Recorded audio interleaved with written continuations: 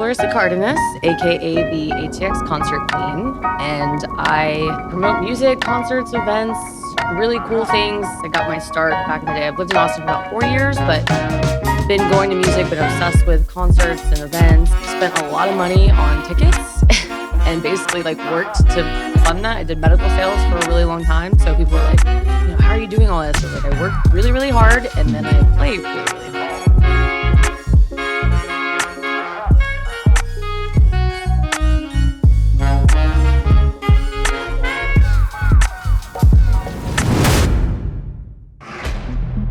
Yo, Eazy. What's up, guys? My name is Evan Duvall.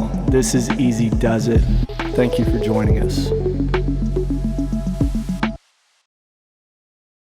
All right, guys, what's going on? My name is Evan Duvall. This is episode 14 of the Eazy Does It podcast. This is my guest today, Clarissa Cardenas, Hi, the guys. ATX concert queen. Let's go ahead and give it up. Hi, y'all. Nice to be here. Absolutely. Weird hearing my own. Sorry, I'm getting used to the whole setup. Yeah, it's definitely an experience, huh? It's Yeah. intimate. This is a whole thing. I should have came 20 minutes early just to get prepared to sit here. Try this seat. Yeah.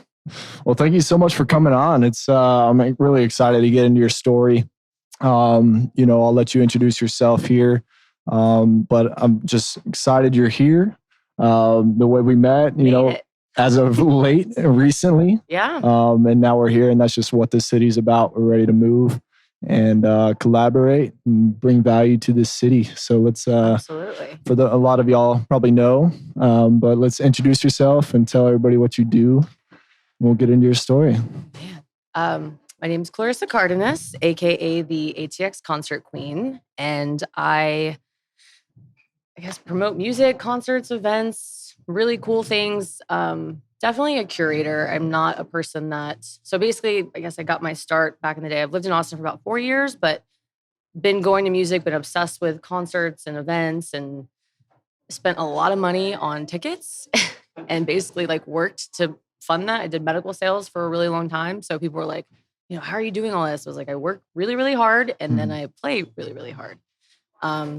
So yeah, it got to a point where people were just messaging me all the time, coming to Austin, and they were like, hey, I'm coming there for a bachelor party, or hey, I'm coming in for a work trip. And what is it that what should I do this week? Right. And it was just constantly, and I would take the time to sit there and write everybody. And then I was like, you know what? I'm just going to start doing a calendar. And then randomly I had two friends on opposite sides of the country call me the concert queen of Austin. Yeah. Serendipitously. Yeah, and I was clicks. wait a minute. Okay. Two people just said that the same day.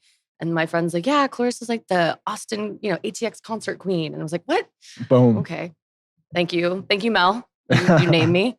So I changed my name on Instagram and to ATX concert queen. And my friends were like, that's a really bold move to call yourself the concert queen of Austin. But if anyone can pull it off, it's you. That's what it takes. I do. And I go to a lot of shows. And so I started doing a weekly calendar. And then literally that just kind of snowballed. And so I was telling you the other day, I really pride myself. I've never bought a follower, bought a like.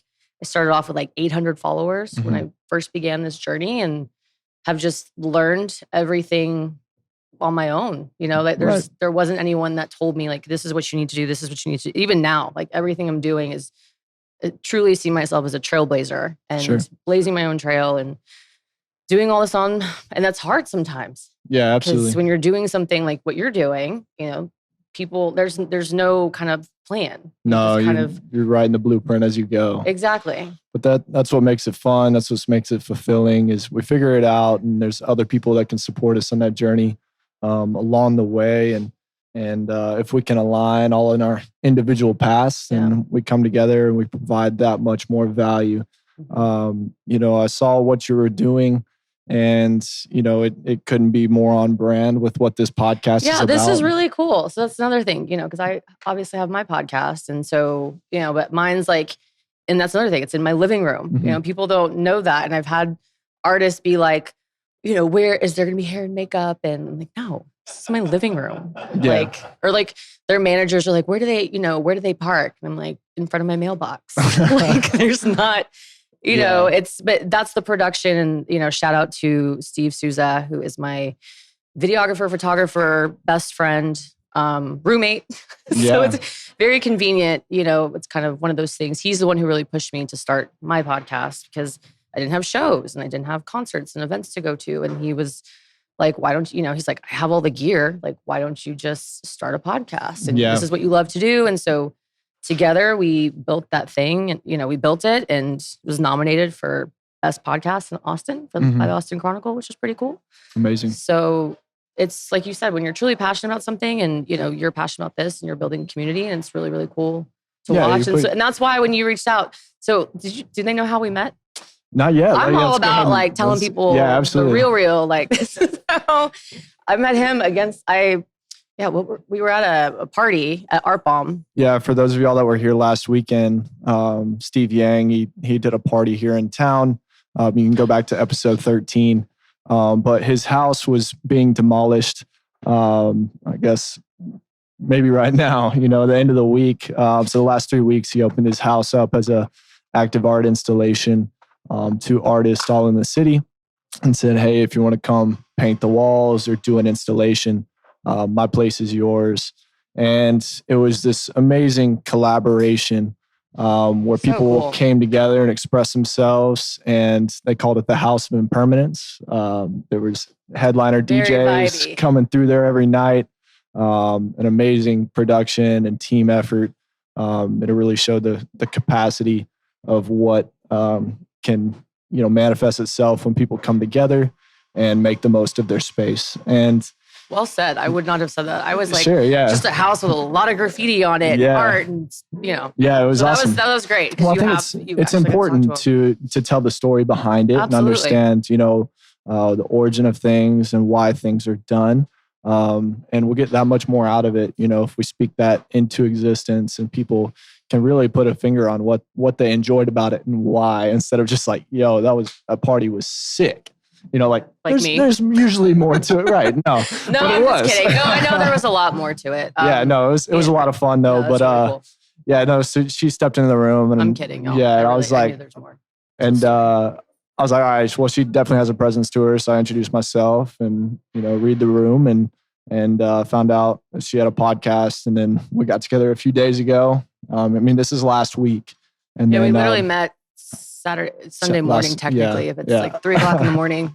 Yeah. It's when I do all my business meetings. Yep. The majority. Not even joking. I went out I told you I had really bad FOMO. I was on my couch till 1:30. And then I knew this friend that was a DJ that I'd seen before COVID hit. And I was like, he's going on at 3. And gotta go. Do I go? Do I not go? And I just ended up going. And literally there was 2 people there that I needed to see that I hadn't seen in a while. And so we have a meeting on Wednesday. All in a day's work. So it's kind of, it's my work hours. Yeah. But so we got breakfast this week. And, I think it was apparent that, I think we have to be careful of what our platforms stand for as individuals. And, immediately we started dropping in a conversation and talking about, with building a platform and a reputation here in town, of the sense of responsibility and weight that carries. And I thought you had a really interesting story of that kind of origin point of why you carry yourself that way. But I could tell that there was a great sense of integrity and pride in what you do, and making sure that your platform that has become the ear to the ground on concerts here in Austin, that people aren't let down by the industry or hype or people willing to pay influencers money to attach their name to something. And so I want to get into what was Fire Festival. It sounded like y'all the heard other of day. That? Fire Festival? Who's heard of Fire Festival? Yeah, so we were talking the other day, and she was kind of talking about how all this started. I think that was my exact question was, where did all this start? And I'll let you tell it. But it was a dumpster fire. Yeah. So I still do, but now with more caution, kind of fly by the seat of my pants. And I had heard about Fire Festival. It looked really, really cool. And I'm really stubborn in the sense sometimes too. Like if I have my mind fixed on something, I'm going to do it. And I didn't tell anyone I was do going that. to. You don't. Yeah, you definitely don't look like the type that makes your own decisions. So yeah, I didn't want anyone talking me out of it, and so I went to the Facebook group of Fire Festival, because it was supposed to be 2 weekends, and like I could only go weekend one. So I went in and I was like, oh, if it's meant to be, it's meant to be. Everything on Facebook is legit. Obviously, anything on the internet is obviously true. So I went in this Facebook group and I found they're like looking for one girl to join our group. And I'm like, oh, cool. I'll just message this girl. It was kind of an old message. Destiny. So I ended up joining this group of like 6 nurses and 2 guys from like random parts of the country, and was like, oh, I'm just going to go. And so at that point, there was only not to go. And I have a whole episode on this, and I have pictures and videos and crazy, crazy story. But yeah, I ended up being like the first person out there because there was only 2 flights to get out there. So it was either 6:30 in the morning on Thursday or like 10 o'clock at night on Friday. So me being like the obvious like fear of FOMO, I was like, I'll be the first person out there. That ham and cheese sandwich is still going to be hot. That's not true though. That is not a true story. That is a false statement. The food there was incredible. Oh. That person just happened to post. That was the workers' meals that were like left over and they didn't have that person. So that's another thing. This girl does not skip meals. So I made sure whenever there was food, I had food. And I had like Jamaican jerk chicken, like shrimp cocktail salad with a red wine vinaigrette. Like the food was incredible at Fire Festival. I'm going back next year. Go watch.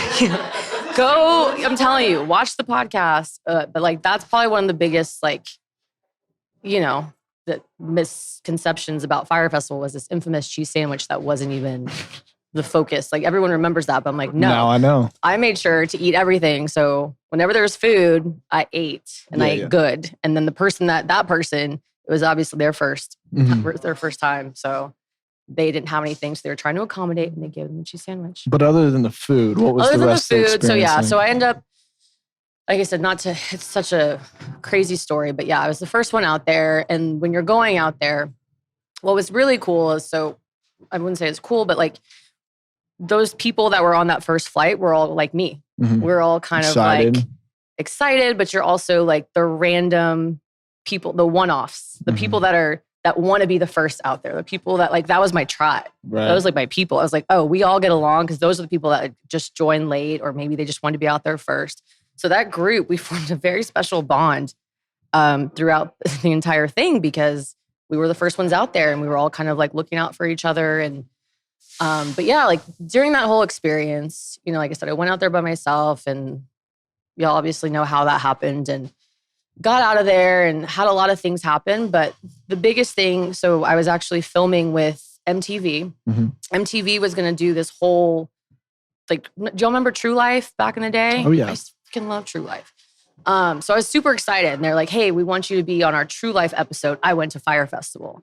Because there was only like 500 people that actually went to Fire, actually made it there. Right.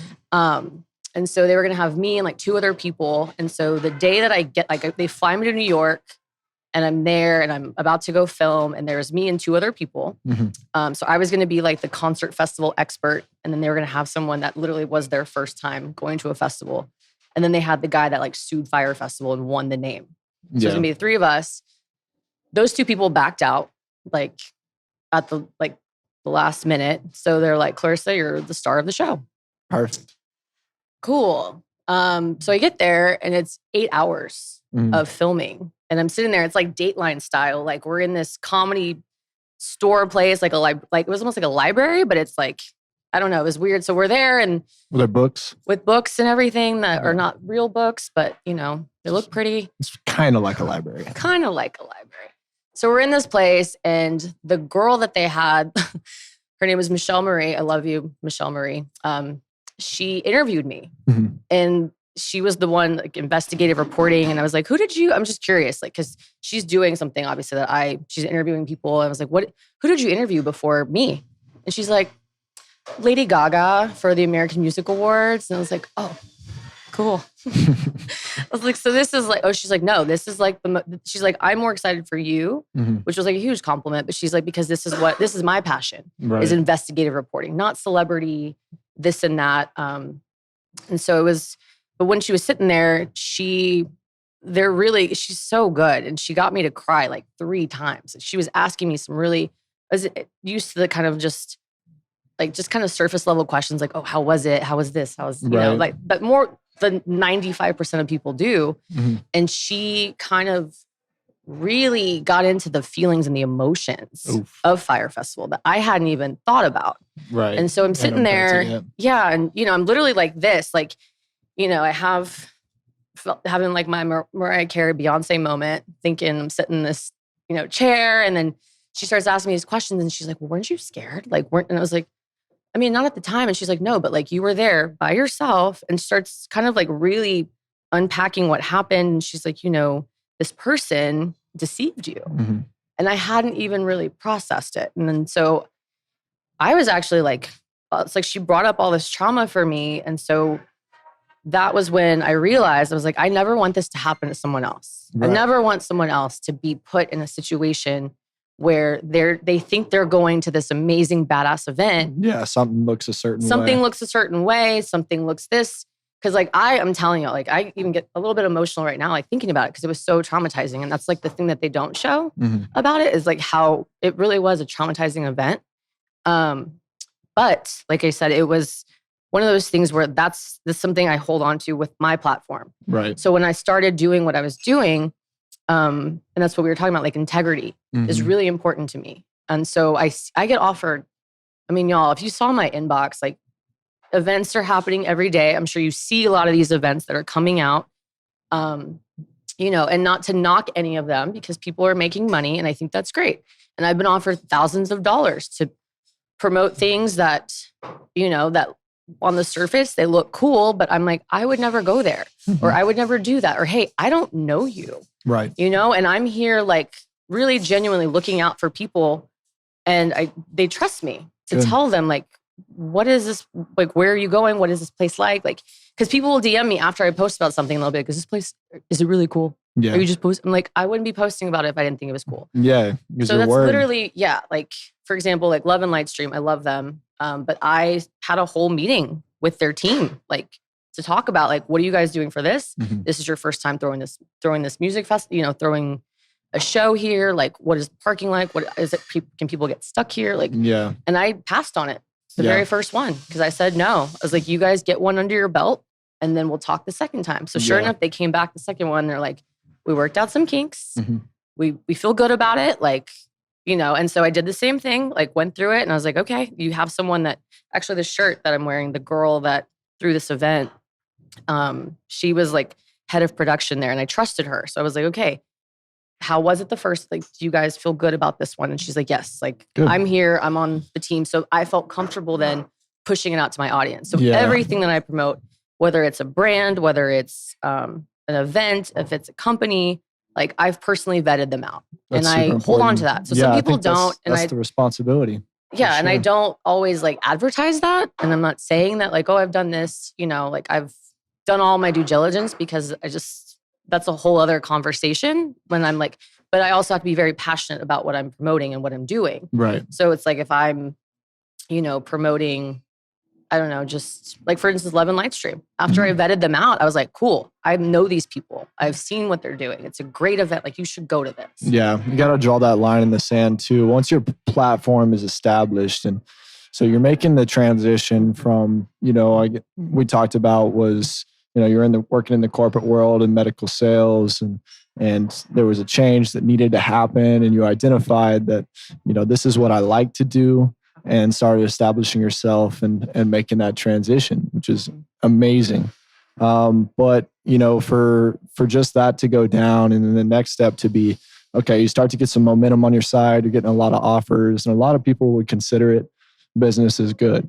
Right. But to do so, to do your research and to make sure that, your word is staying, authentic and true to who you are and what you've experienced yourself, and to apply it in a way where you're aware of, situations you've been in or experiences you've had, and apply that instead of it just being traumatizing and feeling like you were deceived. And it's like, okay, well, I think you were there for a reason. And now you're sharing that in the world in your own way. And there's a lot of value to that. And we can all do that in our own way. And I think that's super important, because there is a lot of deceiving things in the world, and especially on social media, especially with events. And, as long as people can sell a ticket and get people in the door, then, for some people, that's like checks in the mail, like, yeah. And that's great for some people. Yeah, like I said, sure. that works for some people. And Right. for some influencers, they don't care. I know some of them, and I'm like, bitch, you wouldn't go there. Like, stop. But could that be even, just because it's the norm or the standard, I think speaking onto that and saying, hey, this is what's wrong with doing business in this way. Some people might, start to elevate a little bit and say, okay, well, if they're doing it and they're still successful, they're still, making a name for themselves and establishing themselves, doing whatever their pursuits and passions and hobbies are, which is totally doable in 2021 with our reach. Yeah. I think to testament to that, just to piggyback on top of that too, I think there's something for everyone too. Yeah. So like, I know that some things like I promote that might not be a fit for someone else, like maybe they really like this other platform. They identify more with them and maybe their music taste or their food taste or this and that. And they like that person. Like we all have the people that we follow and the people that we trust. And they're like, I'll go to their events, or, maybe something that I wouldn't go to, they would go to. So I definitely think there's like different strokes for different folks. And, when I was first getting started and I had the 800 followers, I was telling you, like, I went to this event, and one of the things that I learned, because I was so concerned about followers and like getting followers, how do I get followers? And, now it's nice, but it's not something that I focus on. But at the time I was so focused on it. And this girl made a comment. She was one of the speakers, and she's like, don't care about followers, care about who is literally in your living room with you. Yeah. And I didn't think about that because, I have 2,000 people when I'm talking in my stories, and you forget sometimes, because if you're not interacting with all those people. Right. Some people are just watching it and clicking through and swipe, whatever.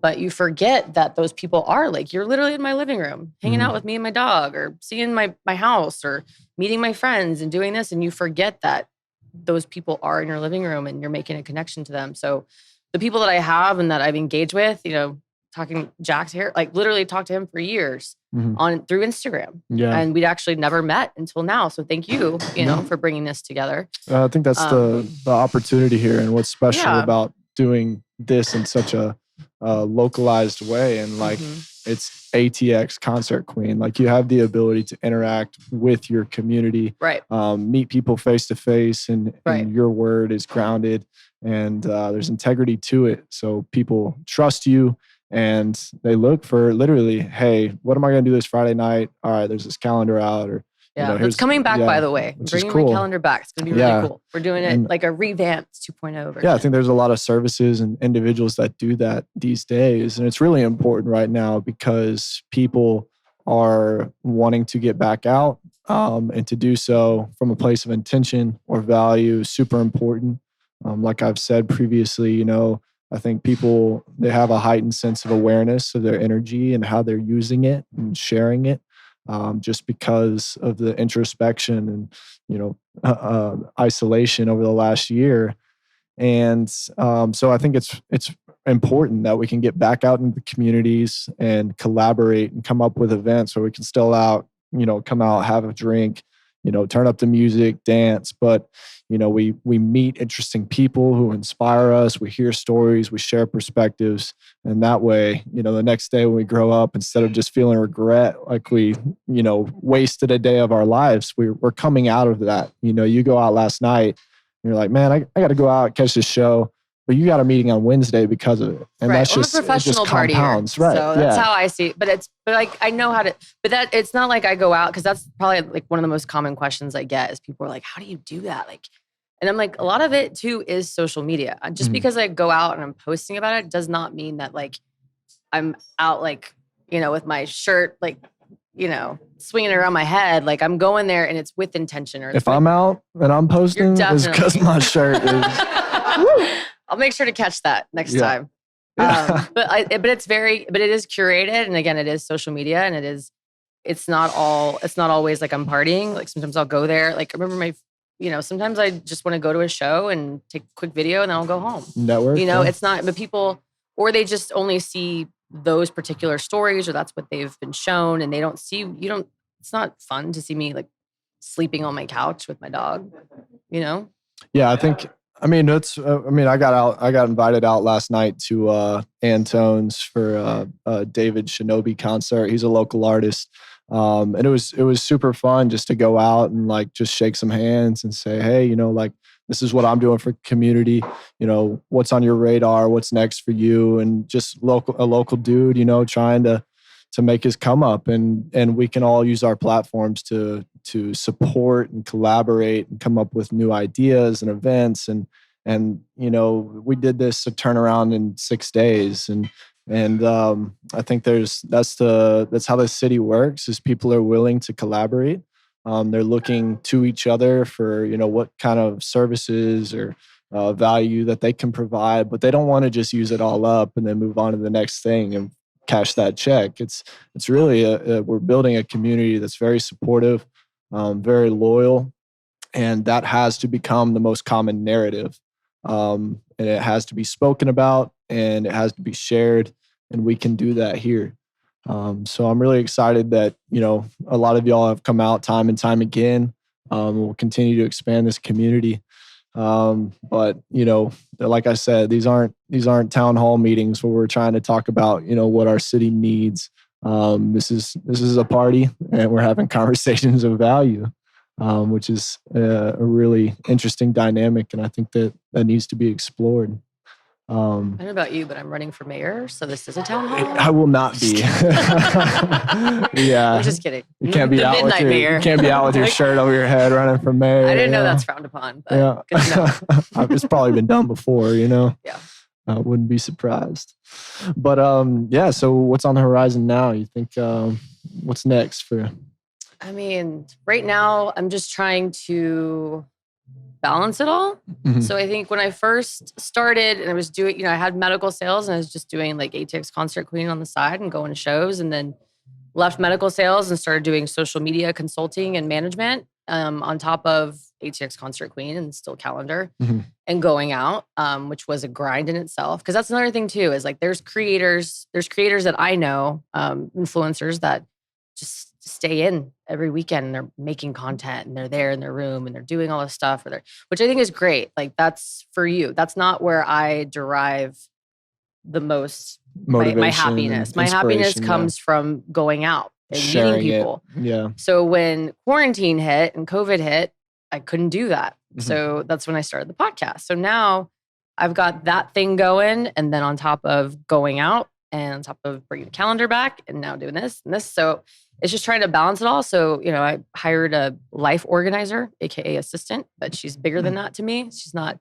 an assistant. She's a life organizer. Yeah. Hype woman is what I call her. And I have an intern. So it's just kind of growing that platform, getting help, because I can't scale and I can't do things. And so it's just been doing that and getting things kind of on track and organized. But I'm excited to kind of keep going. And like I said, bringing the calendar back and just adding some real special things. I think that will come. Obviously your workload's going to pick up here, as more and more events come out. It definitely does, which is why like I have this girl. So she's literally like vetting through, and it's so funny because this is another thing too. Is so I had her like she organized my emails last week because she's going through and fantastic. She was putting like labels on things and like, oh, this is your money makers. This is like this and that. And so she's like, hey, you didn't respond to this, and it was for a particular chain that I'm not going to name. And I was like, okay, so this was like me teaching her as well. I was like, okay, you see that? Like, even though you see how much, she's like, that's a lot of money. I was like, I know, but it doesn't fit my like local. Yeah, it's not. And I'll just say it is Walmart.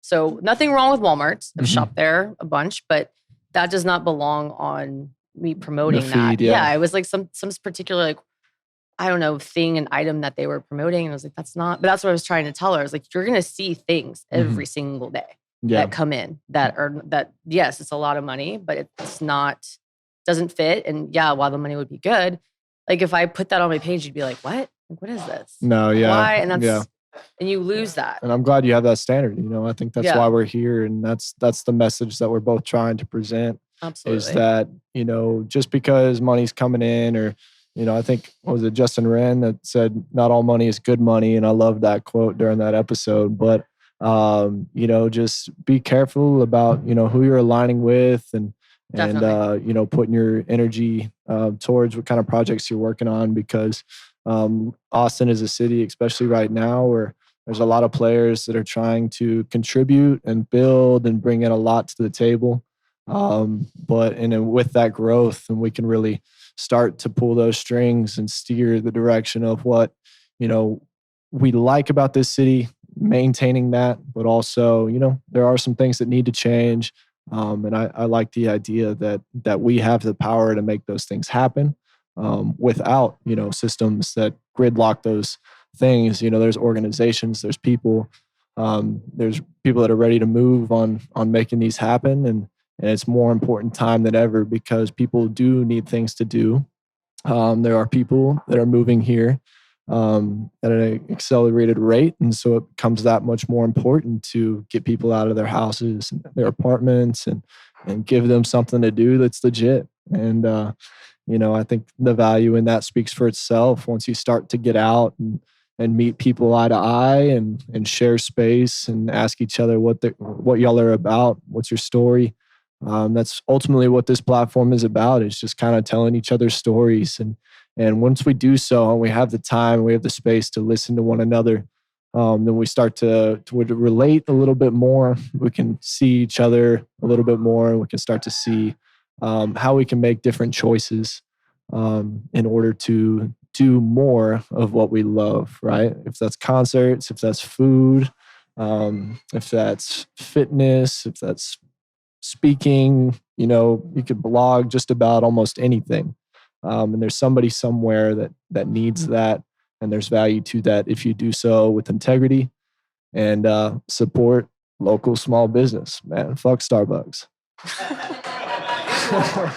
Well, and I want to touch on two things with that. So, yes, there's a lot of people moving to the city, and while that is great, and like you said, I think it's even more, like you'll see with my platform and kind of how it's different, as well as that I will continue. That's one thing I've made a commitment to myself, is to continue to, as now it's even on a grander scale, people are really like throwing offers my way to do a lot of different stuff. And I met with a business coach that I'm working with, and he told me, he was like, Clarissa, yes, this sounds great in theory, but like yes, it'll make things easier, but it's not the right fit, Right. And here I was like, ugh, which you probably already knew. Well, to me, internally, I was like, oh, great. Like, I'm going to have this sales team that's like working, like all these different things. And he's like, and it's not that I knew it. That's why I have him. That's the thing. It's like always seeking out mentors and people that know more than I do. It's like, talking and always learning. And so, but that was something that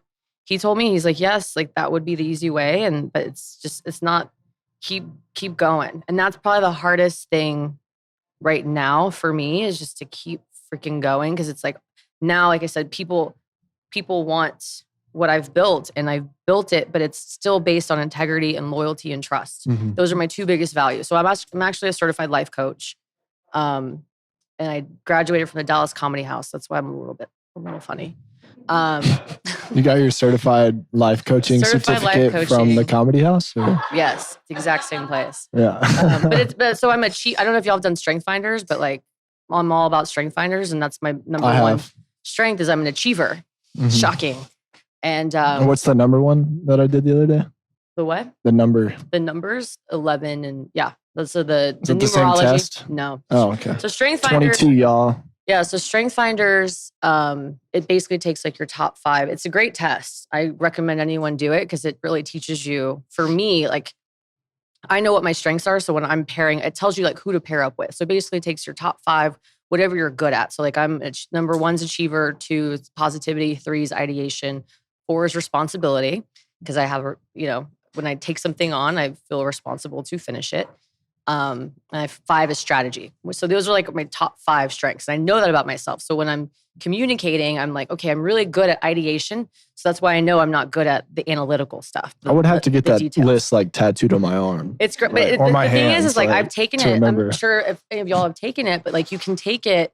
Like I'd recommend taking it and then take it again in like 2 years, a year from now. Cause based on whatever it is you're doing, like I've had these different roles and different things that I've done and it's changed. So it's not always the same. It hasn't been the same, but the one constant strength that I've had has always been, number 2 has always been positivity.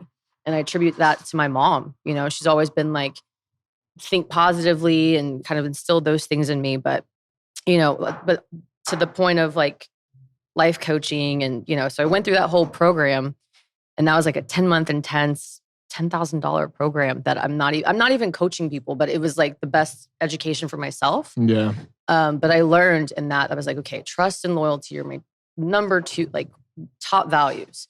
So for me, you know, that's what I look for in friends and partnerships and relationships and everything is like, can I trust this person? Like, and I tell people, I'm like, trust and loyalty are very important to me. So if that's violated, like non-negotiable, we're done. Same thing, loyalty. Like I'm so loyal to a fault sometimes with friends. That's why I've even more so now put these boundaries around me. And so if I'm like notoriously known for not answering DMs sometimes, but I get a lot of them. Yeah, like I said, that's a lot better reputation than the other end of that spectrum. Yeah. So but it's also too, it's like, that's where I'm saying it's nothing personal. It's like people think that, oh, like they take it personal and I get it. Everyone has an attachment to their event, to their brand, to what they're doing. And it's nothing personal. It's just that, hey, like I'm getting thrown 1,000 things and I'm looking at it. Yeah. And I'm looking at it. And if maybe it might not be the right time, you know, or maybe, hey, like spend a little bit more time on it because I've put in the work, you know, I've done what I need to do. And I've tried to reach out to people sometimes too. And they're like, oh, no, we don't want to work with you right now. And that's fine.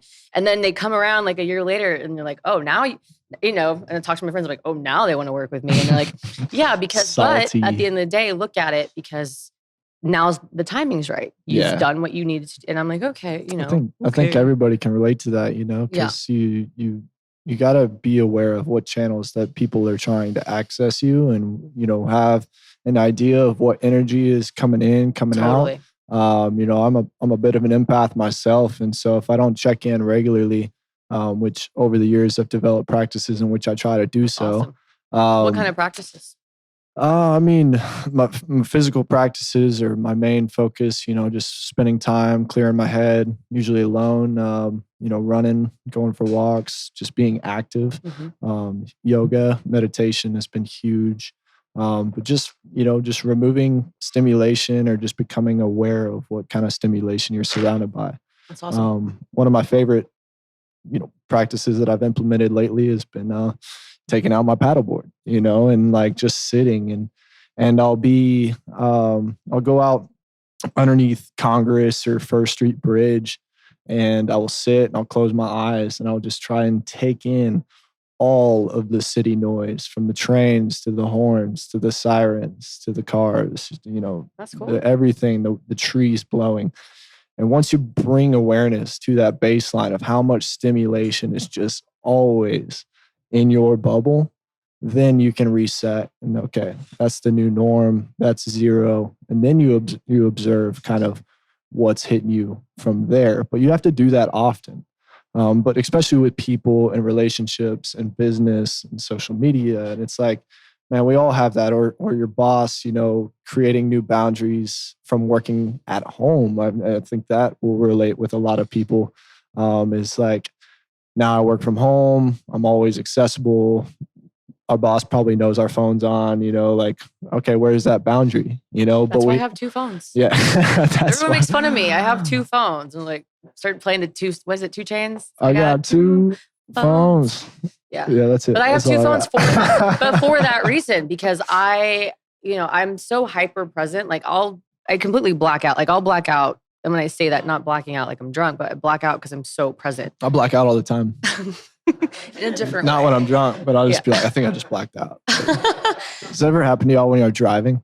No. And you're like, I just drove for like 20 minutes and I don't remember anything.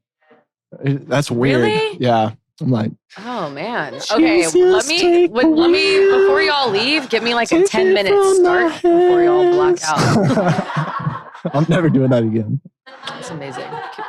You got that? We recorded that, right? Oh yeah. But, I hope so. But yeah, but I'm so like hyper present with what I'm doing, especially my podcast. Like I'm so there like with the guest and I don't even, it's I literally black out and I'm so hyper present. But I love that whole like grounding and, you know, being there. I'm here with you too. Stretching out. Yeah. No, I was looking down into my feelings. I know. I'm here with you. Have me on this.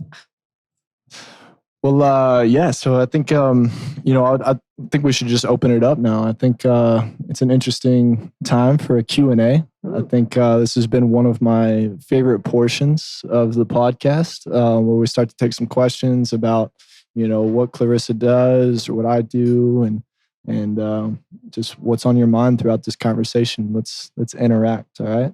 So I got this third microphone up here. If you just want to come up, we got about like 15, 20 feet.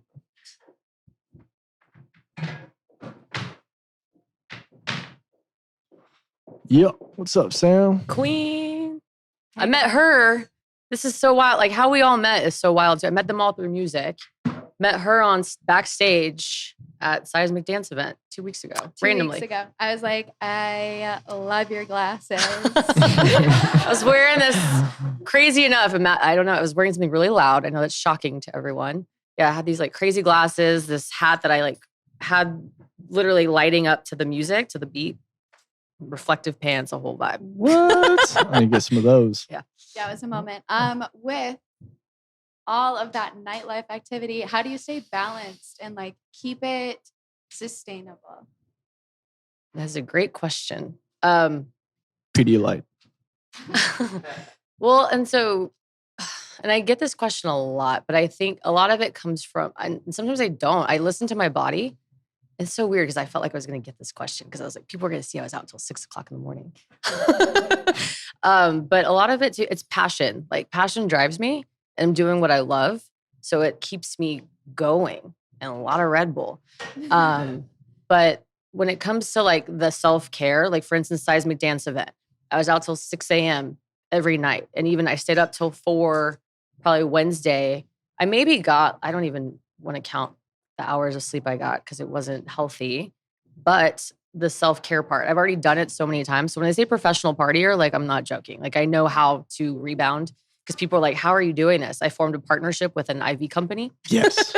Yep. So I already had like my friends and I had already planned like, okay, we all know like Sunday, we're probably going to be dead, that morning. And so we went and had like mobile IVs come to the house and felt like $1 million. And then on top of like, I already know my feet are going to hurt. So I have this foot massage place I go to like religiously, so I get a foot massage. So my legs aren't like hurt and sore because I've done this enough too. So, and making sure like, okay, I have to make sure I eat like, so it's just, I think it comes from just like knowing and doing it so much that I know my body and when I have to eat, when I have to sleep is another thing. Like this is so bad, but so your sleep cycles go in 4-hour increments.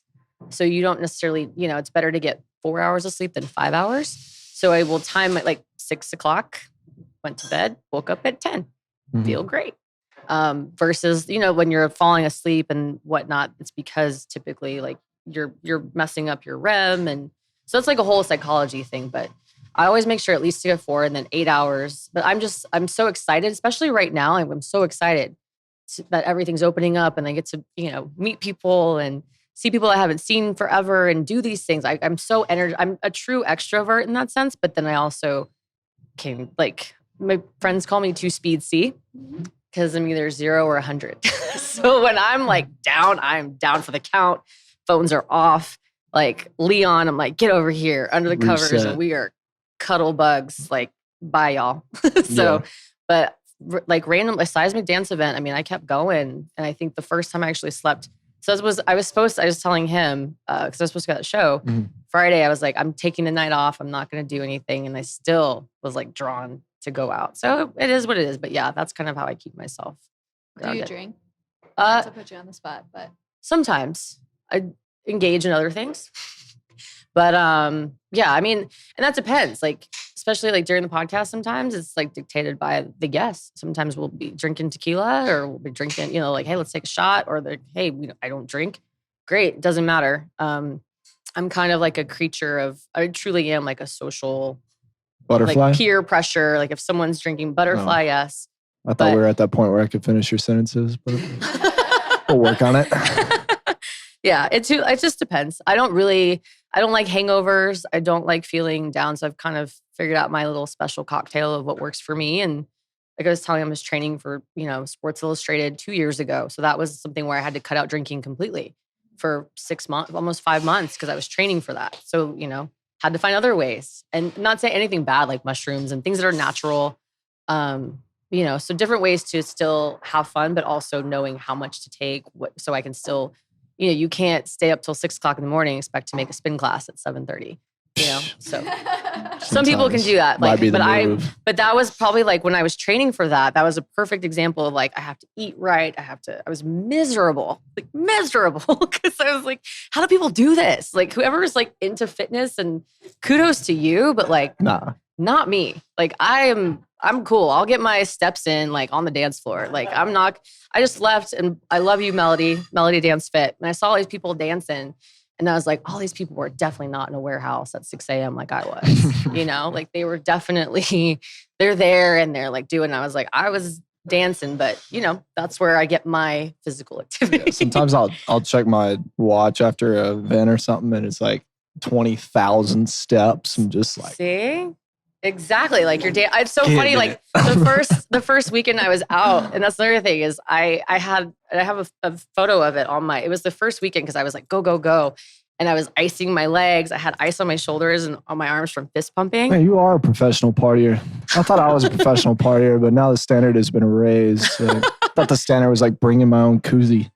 But IVs, foot massage. I mean, yeah, it's a whole thing. IVs like are, your style. Yeah, iVitamin. Tell them I sent you, you get $50 off.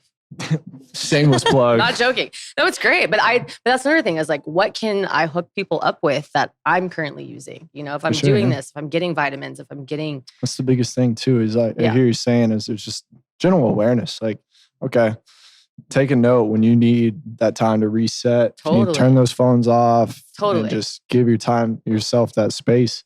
But as long as you're rolling and momentum's on your side and you feel good, but just be aware of when something's off, or you're pushing too hard, or or serving other people before yourself, and just make sure that you can show up. Yeah, so. and I'm so grateful, and like to the people out there, if you're following me and you listen to this, because my followers like really like, I don't even call them I don't even like those. I don't like these terms like followers, influencer.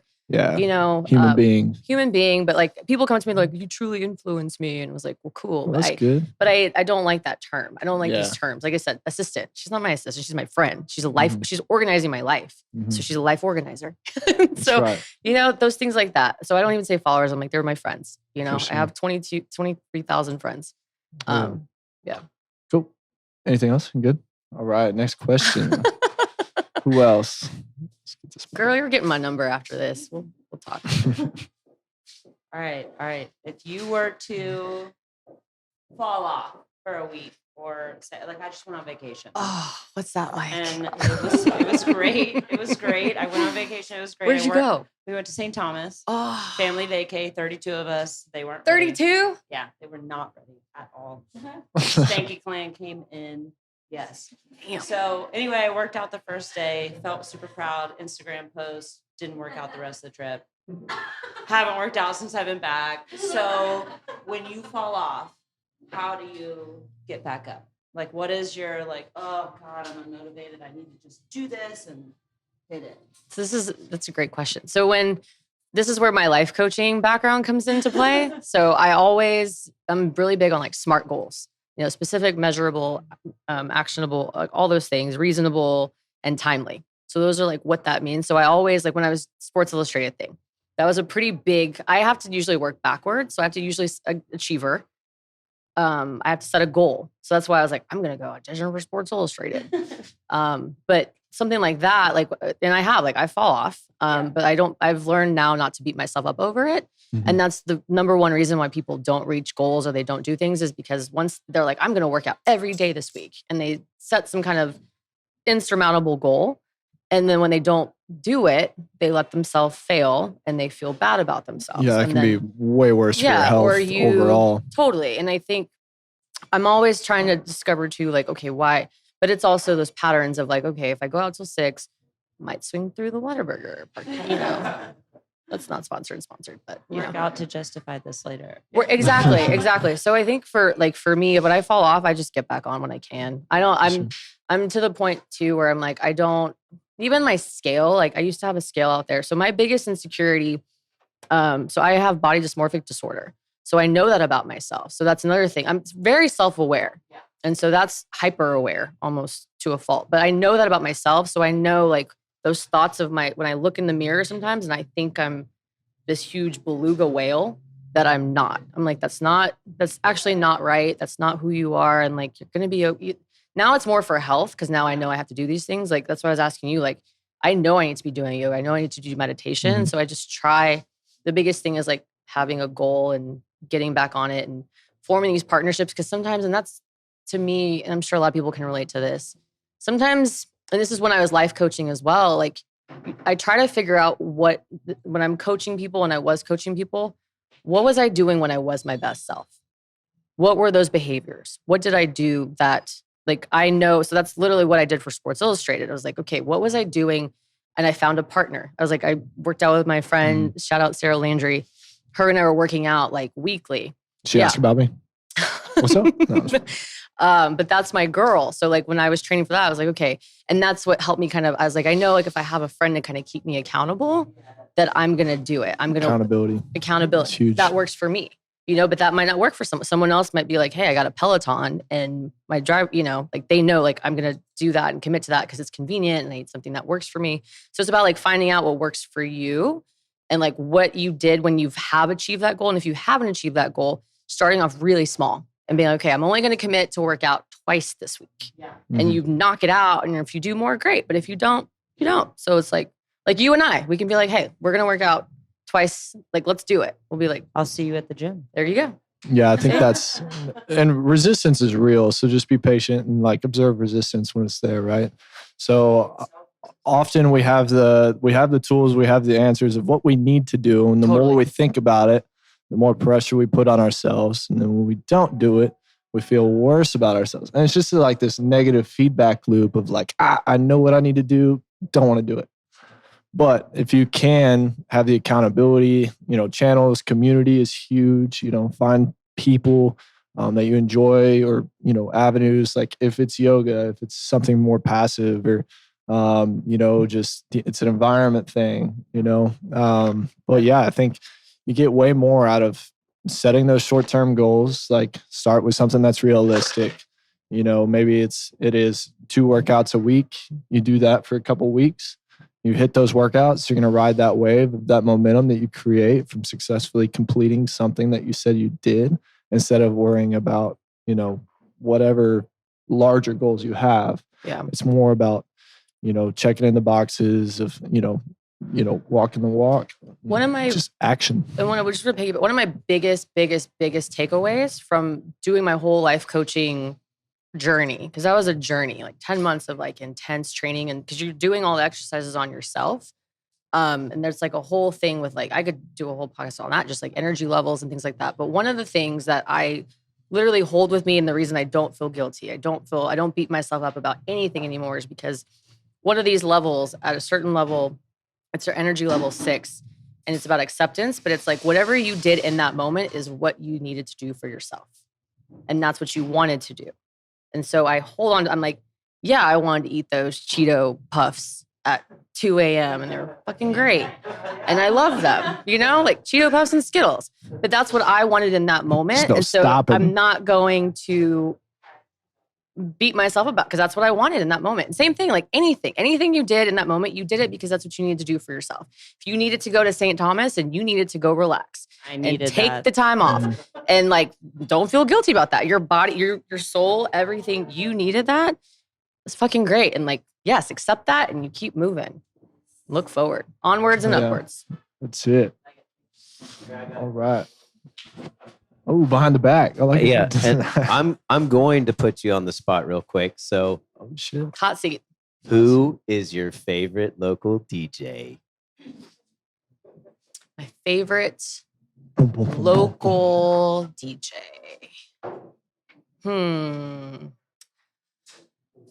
It's really hard because That's why I asked. yeah, well, because it's like there's different genres, different moods, different vibes. Circumference. Yeah, don't say Bobby Bones. I mean, I have to say Toddy B. Toddy B Realty. I love Toddy B knows that, but I just love him as a person. I love his energy. Shout out Tommy B. Toddy B is literally one of my favorite people. Like he's literally one of my best friends and has been such a support system. Just him as a person and like whenever he plays, wherever he goes, like I always make sure he literally is. Yeah, he's definitely my favorite DJ. He just plays a little bit of progressive. Like he's an OG in the scene and he knows music. And even though like I think people get that twisted a lot because he's a realtor, you know, and it's in his name, and they're like, oh, who's this Toddy B Realty, you know, as a DJ. So it's just because he doesn't have a whole Instagram page full of DJ pics does not mean that he's not a fucking badass. What? Remember when his wife made the Kim, bands with yeah. his face on it? That was great. yeah. So he's talking about Picnic.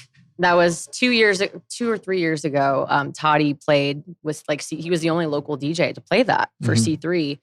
And his wife made a bunch of like everybody had his face. So I had a picture with his face on there. But yeah, he's just such an amazing person in the community, and I love him, and I will always support everything. He supports me unconditionally, and is my biggest fan. But he's an amazing artist and DJ, and even now as things are coming back, he gets offers to play like for some really big DJs.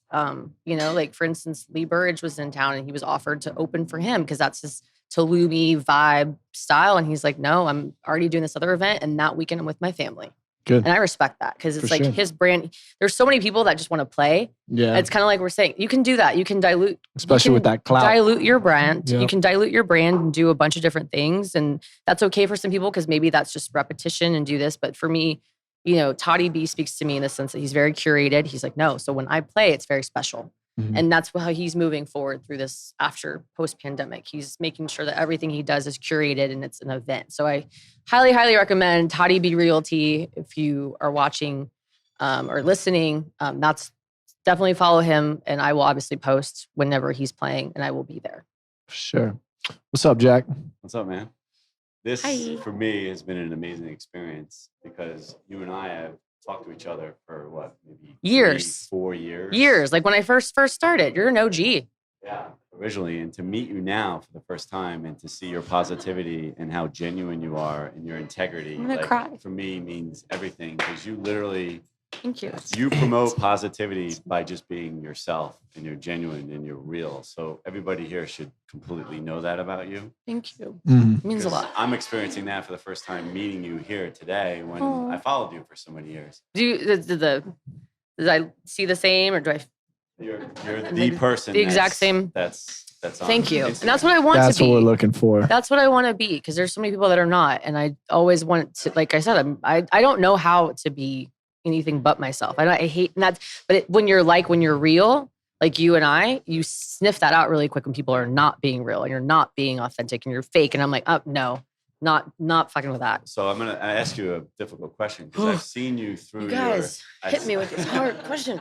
I've seen you through a lot of low periods. Yeah. Right, because I followed you for so many years. Oh, man. And there was a period I think last year during the pandemic and a lot of the political bullshit that was going on here in Austin, where people were constantly trying to bring you Oof. down. Yes. So my question to you and for everybody that's here, how do you remain so positive? Because Austin can give it, but they could take it away. That is a great question. So what he's referring to was during Black Lives Matter. That was a very sensitive time Mhm. to have a platform, especially in Austin. You know, I know racism exists and it's there. And there was a lot of, you know, I was personally dealing with a lot of racist things that I went to school in Mobile, Alabama. And so when this was happening, we were talking about how things kind of came up for me. I was dealing with some stuff that I had to deal with. But particularly in my platform, I posted this photo and it was literally to promote an event called the Queen's Takeover that I had freaking Spinderella, like this sick lineup of artists to promote. And I posted this photo, it was black and white, and I got attacked for posting. It was like too sexy for some people. And just speaking to facts of what it was like five white girls that like just started attacking me and telling me these like, you need to check your, I forgot what they called, like racism. They called me like, they said I was white facing, which I'd never even heard that term, which they said since I could pass for white, that therefore I should check my privilege. But I'm Mexican. So you can't do that. You can't label someone just because you think they look white that they should act white or they should check their privilege. You can't, that's racism. And I was having those difficult conversations. I was talking to these people in his comments and my fault. It was this whole thing. And I think I lost like 300-400 followers between that and like promoting pride and doing all these things. And, what I realized, because I used to get really worked up, even up to that point with these negative comments. And I would get so like anxious and feel terrible and talk to people about it and give all this energy to it. And even now, there's things that pop up that I'm like, okay, I got some shade from this person because I didn't answer a DM or I didn't let them shoot me or I didn't do something. And now they left me off some list or they did this. And people find their ways to kind of slight me. But at this point, I'm like, you know what? Like, I'm not going to devote energy to that. And so with those people, like I said, I had those conversations and they were, two of the girls were like, wow, thank you for taking the time to educate me and tell me like what you did. Cause I was in my DMs, like, I mean, it was rough. But staying positive in that sense of like, I'm like, those people aren't people that I want to give time to. There's trolls. There's always going to be trolls. There's always going to be people that haven't. Everyone, that's another thing, is everyone always has an opinion about what you're doing. Everybody, especially when you're at a certain, they don't see all the other stuff that you've done. Like you've seen my journey and you've seen all these things I've gone through. There's some people that just followed me yesterday. Don't know any of that. And that's okay. But they're also the first person to tell me like, oh, you should be doing this. You should be doing this. Or have you thought about doing this? And everyone has an opinion about something. But ultimately, I'm like, I know. And like I said, I trust this business coach. He has no, but when it comes to like my brand and what I'm like, I'm doing something right. Mm-hmm. I'm nominated by Austin Chronicle twice for best local, like personality, Instagrammer, best podcast, like those little things that even if I didn't get nominated for those things, they definitely help. And when people like you, this is why like these interactions mean so much to me and I get emotional because I really do care. It's good. It's apparent though. Yeah. It really means a lot to me. That's why you're here. Because I pour my heart into everything I do. Mm-hmm. And so when you have people that recognize that, it means so much to me. Yeah, and so I'm getting emotional. And my heart's beating all really want, fast from the caffeine. But I almost want to get another cup. A hug. I know, but just thank you. You can do it, man. Yeah. For sure. And I'm obviously not afraid to show emotion and cry. So, but yeah, thank you. Let's give it like one or two more if anybody has any questions. Cool. Cesar, what's up? Hey guys, really interesting hearing you talk. Question for both of you. I actually have two. You could answer one or both. You talk about both of you have like a lot of followers, and you talk about how you're a social butterfly. How do you balance how do you say no to like old friends when you're on this path? You're really ambitious, and sometimes other friends want to do other things, but that's going to take you away from your path. And if you do that too much, then you're kind of being unauthentic with yourself. How do you say no to these people who you still love? And the second part of the question is, how do you build new relationships while at the same time managing old relationships, because you only have so much time? Is this something you're going through right now or something? It's like something personal as well, but I'm interested to hear, as like you guys have bigger platforms, how you guys do you want to go first or me to go? Sure. Yeah, I think well, I gather myself. I've realized over the years that I'm especially in a point in my life where I'm trying to acquire as much personal growth and perspective as I can in order to become whole to become a better man that's worthy of, serving those that I care about the most or those that come into my life, provide for a family one day. And I intend to be as close to whole as I can before, I step into that role. But, you got to live your life. You got to step outside of what to grow the most. I have found myself at the bottom. I've failed a lot, but I'm always all right. I can always pick myself back up and reassess and keep moving forward. And I've developed a taste for that. And I like living life that way, especially right now where I really don't have anyone that counts on me day to day. So, as far as old relationships or frequenting the same spots, doing the same things, same routines. I think it's really important to step outside your comfort zone, push those boundaries of what who and what you're comfortable with. As far as the relationship side specifically, I think that's just something that fuels me, is really like being a social butterfly. And I'll never call myself a butterfly again, but context. That's, we get a butterfly tattoo. That's the next one. Tattoos. That's we're gonna get matching butterflies. Let's go. Y'all heard it here first. Yeah, I'll get it right. We'll get matching. Yeah, so I think I really like pushing the boundaries as far as like who I'm frequenting, who I'm getting to know. I think it's an amazing time to do that in Austin. There's people that are just moving here. There's people that are, wanting to collaborate. And, everything in my life has picked up tenfold just by shaking hands and introducing myself to as many perspectives as possible. And like Clarissa said, really dialing in that feeling of who you want to associate with, having a clear, moral code as far as the type of individuals that you want to surround yourself with, who motivates you, inspires you. I think it's truly beautiful that the majority of my friends and my community truly inspires me in some way. And I'd love to interact with y'all on so many levels, because everyone that's been attracted to this and, on a much broader scale has a lot to offer in their own sense. So just keep expanding, man. That's the key, is just always lean in to what you fear most, and you're going to get on this other side and realize it wasn't shit. So cool. I have a lot of chapters like in my life of what I've done. This is who I am the most authentically now. And so those friends that I've had, like older, I have a bunch of friends from different chapters. Ultimately they know that I'm happy, and I tell them that, and they know like my love language is quality time, because I obviously don't have a lot of it these days. So, while I might not always check in or go to baby showers or do go to all these different events that my friends have, I'll either call them or, but they know, they're like, I know what you're doing. And those are the real friends, the friends that I can just pick up and I've already let go of the friends that like, oh, like I haven't heard from you. And, the ones those aren't your real friends. The people that are going to hold that against you, the ones that know that you're passionate and that you're doing what you're supposed to be doing, are going to be the friends that are in your corner. They're like, hey, I get it. Like, do your thing. And then those are the friends that my love language is also like shows and concerts. Or experiences. So I take people to things. Is that from the book?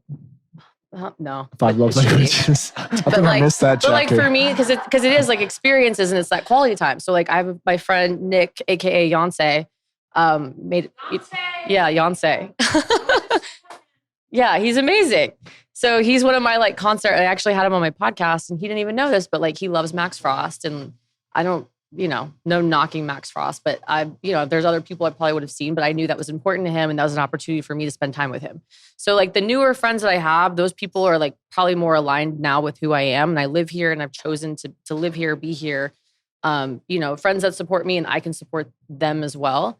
But the older friends, like, I don't beat myself up about it either. I'm like, I have to do what I need to do for myself. And I put myself first, because we all know those people that do things and they don't want to be there. They don't want to be sitting there at a 2-year-old birthday. I know I keep knocking kids. There's nothing wrong with kids. I don't have any. So they're this is annoying and they stink. And But I just keep saying that because that's like very different than my current life. You know, a lot of my friends, that's kind of the juxtaposition is like they all have kids and they're married and they've gone on to do these things that fulfill them. And like for me, I'm still living my truth. And it's not at a 2-year-old's birthday party. You know, it's at a podcast sitting here talking to you.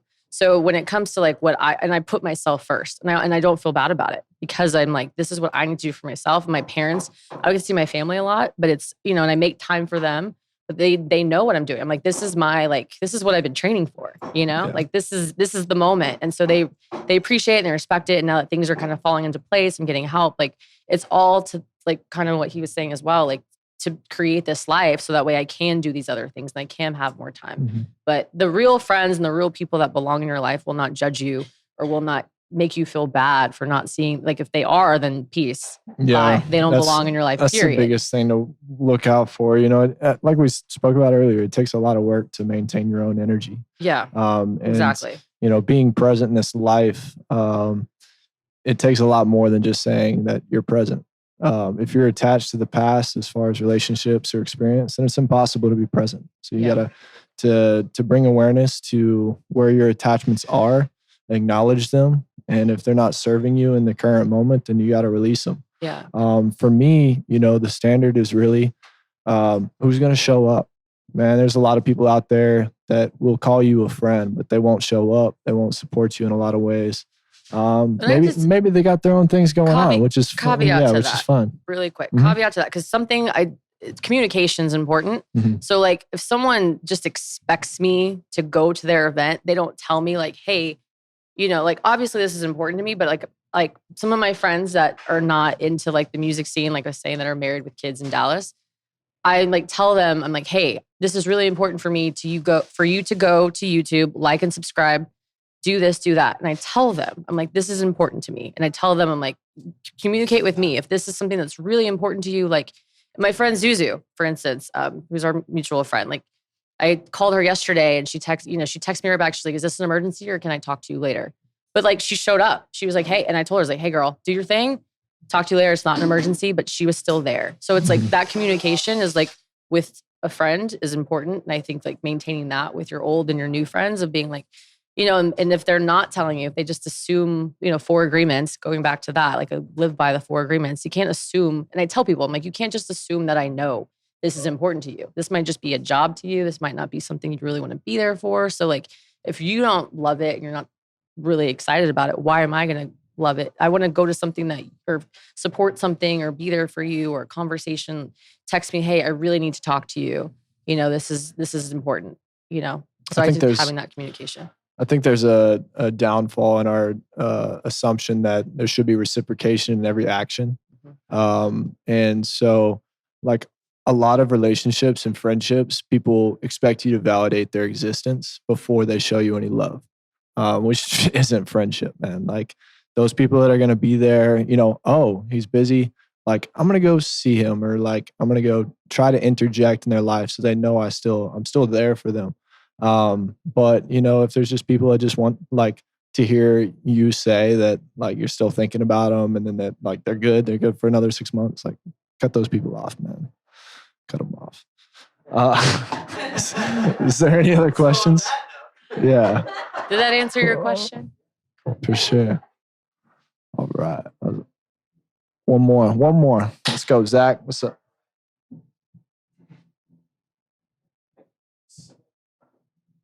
Howdy. Howdy. So, not to get too existential here, I don't think it really is, but I'm wondering how y'all balance out just adaptation to what's happening around you versus like relentlessly pursuing a specific goal. So, you know, obviously Clarissa doing medical sales, ATX, concert queen on the side, full-time, pandemic, podcast, right? Evan, new city, boot camps in the park, then there's music, then you're a trainer, doing podcasts. So it's like, how do you balance those two? Yeah, for me, you know, I was led by a lot of wrong motivations for a long time, like great intentions, but just from the wrong place. Like I wasn't leading with my heart. So over the years and getting a lot of things wrong, I've learned how to listen to that, listen to my heart, you know, create the space in my life where I'm able to observe what directions and I'm feeling called to go after. And if I'm wrong, then I'll figure it out. But, you know, just creating that space in your life to where you have that awareness of what your energy is going towards, and, you know, having the presence of mind to an awareness if it feels right or if it feels wrong. It sounds cliche, but you know, like you can really draw that line. And if you're expending yourself in a pursuit that it feels like hard, or you're really like digging deep to do it, like there is a grind, but like what is it serving you? You know, what are you building? What kind of connections? Or are you just expending? Are you just on output? You know, and for me, that's observing what expectations are placed upon me, what roles I'm expected to serve, what kind of ideas or approaches that you know I have in my mind, and then just habitually asking myself if that is right or if that's serving me in some way. If it's not, then cut it out. Yeah. I guess for me, it is about kind of to like what he's saying, like serving, but like for me, is it aligned with who I know, I think y'all can kind of tell I know who I am. I know what I want. Like I literally, and that's another thing too. Like when I was talking to my business coach, he's like, you're looking for like he's like, you know what you need to do. You already know. No one else knows that. He's like, you even know better than like you're asking me, but he's like, you know, internally, like you should be doing this, you should be doing this. He's like, it's hard, it's a grind. But that's where like when I'm making decisions about what I'm doing, is this aligned with who I am? And then I prioritize. That's the first thing I have to do in the morning is like I have this, like I sit down and I just brain dump everything I have to do, like everything that's in my mind, boom, boom, boom, boom, boom. And I go through and I start what I have to get done that day. You know, but I'm talking like everything mind dump, like make my bed, you know, because sometimes, you know, and I think people suffer from depression as well. Like I've been fortunate now that I'm happy. I'm really, really happy. But I know there's going to be some dark days in there as well. And when those dark days come, it's not putting that pressure on myself. Like, oh, I didn't achieve this goal today. You know, maybe my goal was literally just to take a shower, you know, and Small that's okay. victories. Yeah. Those little small things like, hey, get up and walk. Having a dog, I will say, has like lifted my, like pulled me out of like, I have to live for, you know, I got to give him a better life. I got to walk him. I got to look out for him. That's my little homie. So having him, I mean, that's why I even got a dog, was because I was like, there's got to be more to this. I'm not doing kids, not doing all that. But I wanted to have something else that brought happiness to my life. And my dog, Leon, is my heart. But having him, you know, I'm like, I got to get up for him and I got to do these things for him and prioritize and take him on a walk or look out for him. And same thing with friends. If it's like that person's a priority today, like they're in my head and I write that down and I know. So. Do you feel like you have something on the horizon that's maybe the next big pivot in your life? Oh yeah. Can't reveal that yet. Oh, But it's coming. excited to hear. It's coming. But yeah, that's another thing too. Like there will be people that will try to, and I'm sure as you know, they'll be copy you or do the things that you're doing. And I used to get all worked up about those people too. I'm like, oh, why are they're literally copying like, you know, this one influencer started wearing white cowboy boots. I was like, girl, that's my thing. You don't wear those. I'm not going to name names, but called her out on her comments. I was like, did you go through my closet? Yeah. So Hope you step in a puddle. yeah. But all that to say, but the reason why I say that is because like, you know, I'm always it's the whole thing. And I always say this, often imitated, never duplicated. Like no one will ever be me. No one will ever be Evan. No one will ever be you. So I remember that. I'm like, at the end of the day, like I've built this. This is me. Like, you know, you get in that thing too, that comparison where I look at other people. I'm like, oh, I want to be where they're at or have that. And I'm like, no, but like, this is my journey and I'm where I need to be. And this is where I'm not beating myself about it. You know, like I've tried to stop, and every morning at 7 a.m. I get a message. It's like, what's good that's happening in my life? And I'd say 5 things to myself. I'm like, and it could be as simple as like, literally, like I woke up, I have good health today. I have my family, I have good people around me, just to put me in that positive, like you were talking about positivity, that positive mindset every morning at 7 a.m. I get that ding, you know, sometimes it's at 10 a.m., when I'm looking at it, but I'm still doing it every morning. It's like that practice of gratitude and what's important to me and what am I grateful for. And it's the simple things the majority of the time. It's not, oh, hey, I got this or I was nominated for this or I'm doing this, the next thing. But I kind of keep that to ground me, but then I'm always like 2 steps ahead. I'm always looking. That's the ideation part of me. I like to be there. And now I'm assembling this team we're doing all these things in the background to take it up. Oh, yeah. level. Awesome, Thank man. you. Thanks, Zach. Well, that's it, y'all. Thank you so much for coming out. Thank you so much for having me. This It was really amazing. fun. Yeah. But I do want to say thank you to Native Hostel for being such a good host. We have 3 more events out here. So let's rally the troops. Let's get them out, and then we'll go into July and see what's next for us. But thank you to each and every one of you for coming out. It's an amazing experience for me to share this space, but this event's not over. We got DJ Samsara coming on. She's going to throw down. So let's go ahead and get a drink, and we'll clear these chairs, and the finger pistols are going to come out, and that rug is going to get cut in half. All right. Also, I would like to say that our Venmo is up here.